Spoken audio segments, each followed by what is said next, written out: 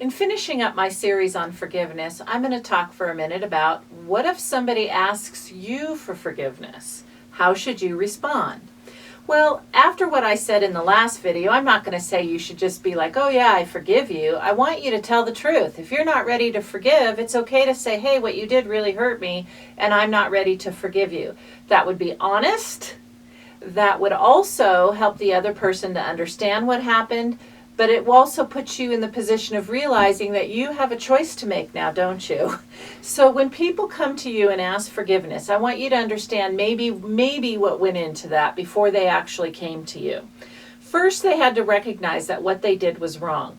Now remember, things do not happen in isolation, so maybe you had a part in it, and the person had to get over the fact that they needed to forgive you, and that they can't sit around and wait for you to ask for forgiveness. They just had to take responsibility for their part in the situation. By the time they humble themselves to that point, they've probably already forgiven you for whatever your part is, even if you don't recognize it, because none of this is about, hey, I did this horrible thing. It's just that as human beings, we act and react in ways that cause each other pain. That's why it's important to develop a lifestyle of forgiveness.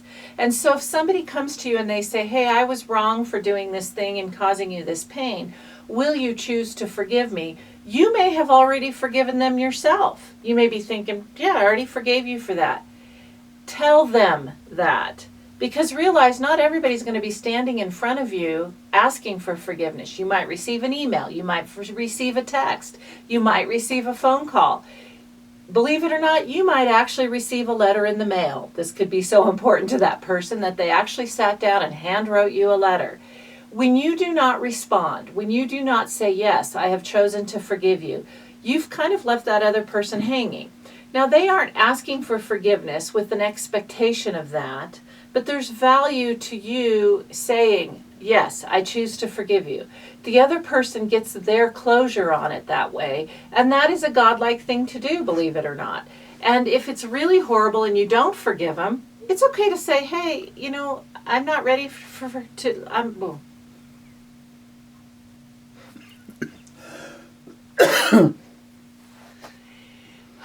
It's okay to say, hey, I'm not ready to forgive you for that yet, but I will sit with the Lord and I will ask him to help me to forgive you. Because if you don't at least acknowledge it, it's not a comfortable place to be. I've been in that position where I very sincerely have asked for forgiveness and the person never says, I forgive you. Now, one of the problems you may have is you think, hey, if I say I forgive you, will this person think, now we're going to have a relationship again? You could add that. I am choosing to forgive you, but I'm not ready for a relationship at this time. Or they may try to then pursue a relationship with you, and you may later have to say, I'm not at a place where I trust you or I'm ready for that relationship.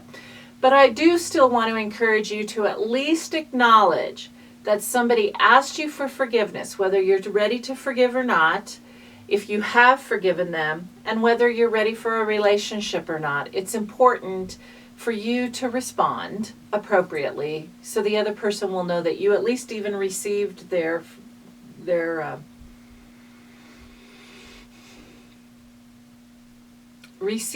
request.